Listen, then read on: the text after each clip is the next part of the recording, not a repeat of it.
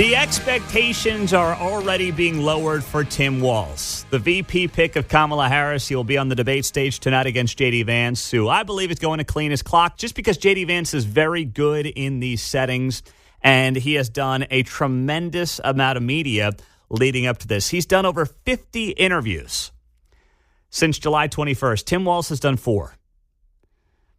J.D. Vance already is a writer. He's a speaker. He's prepared for this moment his entire life. Tim Walz has coached football and called people weird. And there are many of Tim Walz's allies who I think realize he's in for a rough night, including our former U.S. Senator here in Missouri, Claire McCaskill, who is now on MSNBC, gets to show her true colors, and is already trying to lower the bar for Tim Walz. She's not alone in this capacity. But take a listen to Claire McCaskill, what she said yesterday on MSNBC, getting ready for tonight. I'm just a little worried about the expectations game at this point. I think people, yes, J.D. Vance has said some really, I think, disqualifying things about women and how he views people and their role in life. But he will be articulate and he will be prepared and he will be better than Trump was. And I think it's really going to be a challenge for Tim Walz to be able to counter what he is going to bring, at the same time stay really likable and relatable, and then also instill confidence in the American people that he's the better one to be in the wings in case something were to happen to the president. So I just think we need to lower expectations a little bit. Because then we can all be pleasantly surprised if I'm wrong and that Tim Walz just mops the floor with him the same way Kamala Harris mopped the floor with Donald Trump. Oh, my goodness. Claire McCaskill, MSNBC yesterday. You have got to be kidding She's me. a real beauty. Notice how she frames it there. Like the only way that Tim Walz can go toe-to-toe with J.D. Vance is if he loses some of that likability and relatability. Tim Walz, like, regardless what you think of the guy and his policies, am I missing something or is he not Mr. Relatable? How's the guy relatable? He shows up to these football games. He shows up to these events. And, I mean, he acts like a cartoon character. He's waving his hands around. He's acting like a total weirdo. I mean, to use his own verbiage, he's acting like a total weirdo. Did you see him at the Michigan-Minnesota football game on Saturday? He's standing at midfield, and he sees the Gopher mascot. You know, he's the Minnesota governor, of course. He sees the Gopher mascot, and he acts like he just saw Jesus Christ resurrected. He's like, oh, my God, throwing his hands up. He's bear hugging a mascot. I'm like, what are we doing here? Can you act like an adult? Now, trust me, you can say that about our politicians across the board. But for a guy who's not known to America, the sophomoric way in which Tim Walz acts in some of these public settings is just beyond strange. And the notion that the only way he can go toe-to-toe with J.D. Vance tonight is by losing some of his likability, I promise you there's not a lot there to lose. So that's Claire McCaskill, our former U.S. Senator from Missouri, until Josh Hawley came along and put her on the sidelines where she belongs. Lowering the bar, lowering the expectations for a reason. Because deep down they know J.D. Vance is poised to win this thing tonight. In fact, I have never been so confident in my adult life since I became a voter back in 2008. That's the first time I was able to vote in a presidential election. I have never been so confident going into any presidential debate or VP debate. Because J.D. Vance is so much better when it comes to commanding the issues. He's better at giving a vision to Donald Trump's policies in many respects than Donald Trump is. Trump gets the credit, as he should, for bringing in some new ideas and new policies, not just to, frankly, the Republican Party, but heck, just America in general. I mean, Kamala Harris has taken some of his policy ideas, right? So he gets the credit for it. But in terms of articulating it in a way that's not just a lot of bluster and hyperbole, J.D. Vance is better suited to do that. And that's what's going to be on display tonight for the American people. So J.D. Vance has the big upper hand. How does Tim Walz possibly come out with an air quotes win here if he just doesn't get his clock cleaned? I mean, that's literally a win. If Tim Walz, if you come out of this thing being like, yeah, that was kind of meaningless, nothing really came out of it, then that's a win for Tim Walz. Because J.D. Vance should be able to go into this thing and first off start every answer to every question with the thing Trump should have done and didn't do until the very end, which is like, why has your boss, Kamala Harris, not done any of this stuff over the last 3.5, 4 years? Why not? Every single answer needs to begin that way. And I think J.D. Vance is going to be able to do that and do it very effectively. And he has everything in his arsenal from just a delivery standpoint, from an articulation standpoint, from a policy perspective that leads me to believe he is well positioned to get himself a big victory tonight. And that VP debate will air tonight at 8 p.m. right here on KCMO Talk Radio 95.7 FM, streaming, as always, on the KCMO Talk Radio app. And as the Babylon Bee put it, I don't know if you saw this, but headline from the Babylon Bee, Tim Walz really excited after hearing he might get spanked at the debate tonight. Oh, man. All right, so we'll leave it at that. We'll let you find the rest of the story for yourself here on a Tuesday morning. 913-408-7957. Victor is in Parkville. Go ahead, Victor. You are on KCMO. Oh, good morning. Here, let me take you off the speaker here a little bit cleaner for you.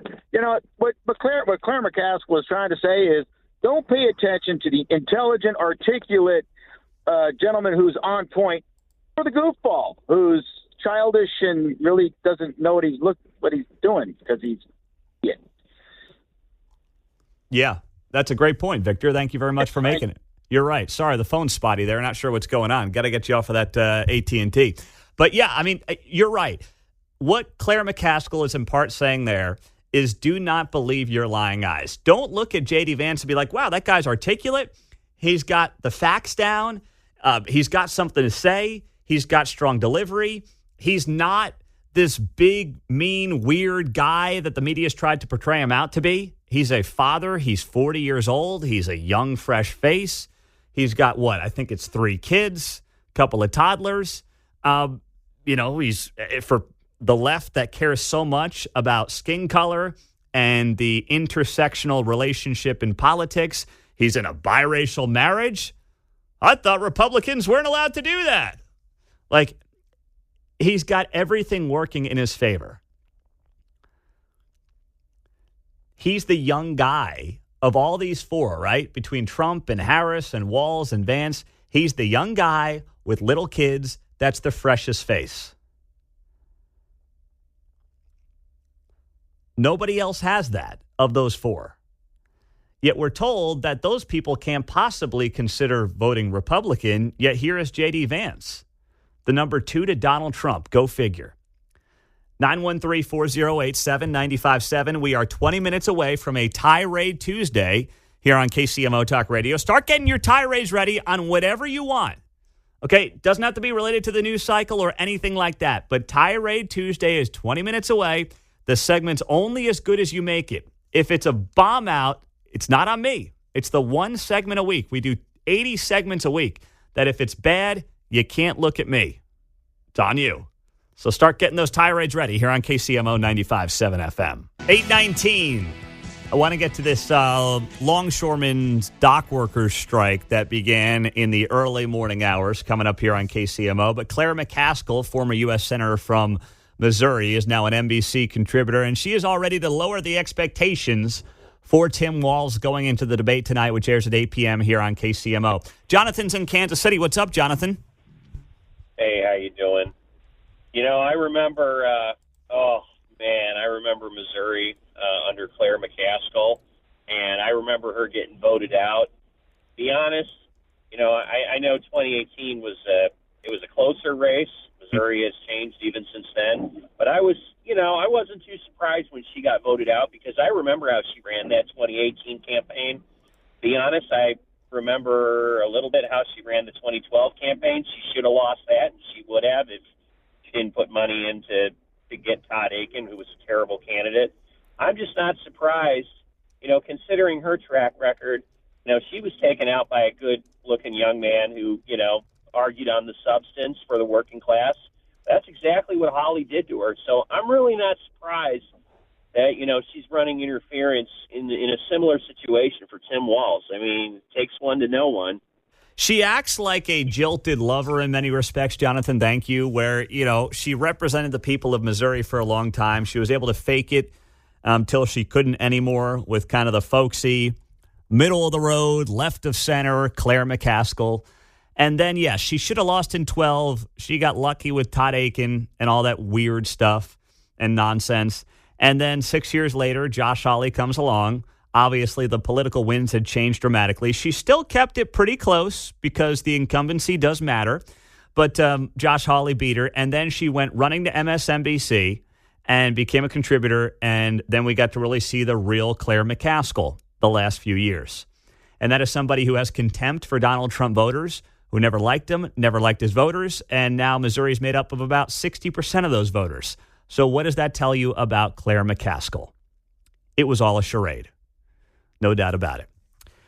Now, speaking of charades, we've got this dock workers strike happening right now. The Longshoremen's Association deal expired at about midnight, so the contract between the ports from Maine down to Texas and about 45,000 members went on strike. That strike affects 36 ports. It's the first by the union since 1977. Workers began picketing at the Port of Philadelphia shortly after midnight, walking in a circle at a rail crossing outside the port and chanting, "No work without a fair contract." That doesn't even rhyme. How does that work, Mark? You're the guy who sings in church. You tell me. It doesn't even sound right. Yeah, some of these guys trying to make up phrases. No work. No work without a fair contract. I mean, that doesn't even make sense. Come on. Nah. You had all these weeks leading up to the strike, and that's the best you could do? Terrible. That's bad. The union had message boards on the side of a truck reading, "Automation hurts families." ILA, International Longshoremen's Association, stands for job protection. So what's the impact on you? Well, depending on how long this goes, this could have a major impact on things like Amazon deliveries coming to your house. If these ports get backed up, it could take weeks to get them back up and running and get them back to where they need to be. So this is a potential big deal. It could have a big impact on the auto industry, since we know a lot of those parts are coming from overseas in particular. And that's the last thing that the auto industry needs right now. They are hurting, and they do not want to deal with any kind of shortages like they had during the pandemic. But here's what I find so frustrating. I understand union workers are moving away from the Democratic Party towards the Republican Party. But I still believe the whole idea of these unions is not in the best interests of the American people at large. And I think a lot of these union workers become tools for leadership in these unions. It's not actually about the worker. It actually ends up hurting the worker because the free market is rarely ever wrong. Look at Detroit. Detroit is getting crushed. It has for decades, right? It still is a big car town. We know that. But it's not what it was because guess what? The free market responded. And some of these car companies decided, you know what? It's a global marketplace now. We can go do business somewhere else, make some of our parts in different parts of the country or in different parts of the world. And we're going to save some money, which then in turn saves our customers some money. They went to right-to-work states, they went to other parts of the world, and they got out of Dodge. These unions end up hurting the people they're trying to help. And here is a great example of just that. This is a clip from the head of the union here, the International Longshoremen's Union. Here he is talking about the strike and what's gone on now here in the United States over the last few hours. These people today don't know what a strike is. Right. When my men hit the streets, from Maine to Texas, every single port will lock down. You know what's going to happen? I'll tell you. First week, be all over the news every night, boom, boom. Second week, Guys who sell cars can't sell cars because the cars ain't coming in off the ships. They get laid off. Third week, malls start closing down. They can't get the goods from China. They can't sell clothes. They can't do this. Everything in the United States comes on a ship. They go out of business. Construction workers get laid off because the materials aren't coming in. The steel's not coming in. The lumber's not coming in. They lose their job. Everybody's hating the longshoremen now because now they realize how important our jobs are. Now I have the president screaming at me, I'm putting a Taft-Hartley on you. Go ahead. Taft-Hartley means I have to go back to work for 90 days. That's a cooling off period. Do you think when I go back for 90 days, those men are going to go to work on that pier? It's going to cost the companies money to pay their salaries. Well, they went from 30 moves an hour maybe to 8. They're going to be like this. Who's going to win here in the long run? You're better off sitting down and let's get a contract and let's move on with this world. And in today's world, I'll cripple you. I will cripple you, and you have no idea what that means. All right. That's Harold Daggett, president of the International Longshoremen's Association, the union that went on strike this morning. I try not to judge people, but this is about to cost the U.S. billions of dollars daily. It will increase inflation. It will cause shortages.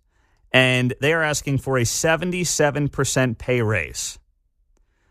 When union members make a base salary right now of about $81,000 per year, many pull in over $200,000 annually with large amounts of overtime. What are they being offered on the other side? A 50% pay raise over 6 years. And they pledged to keep limits on automation in place from the old contract. They're getting offered a 50% pay raise over 6 years.